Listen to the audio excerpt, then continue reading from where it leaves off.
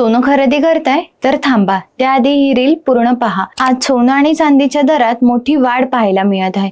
जागतिक बाजारात सुरू असलेल्या घडामोडी, भूराजकीय तणाव आणि सुरक्षित गुंतवणुकीकडे वाढलेला कल, त्यामुळे मौल्यवान धातूंना जोरदार मागणी मिळत आहे। आज देशभरात सोन्याचा दर तब्बल 12,000 रुपयांनी वाढला आहे।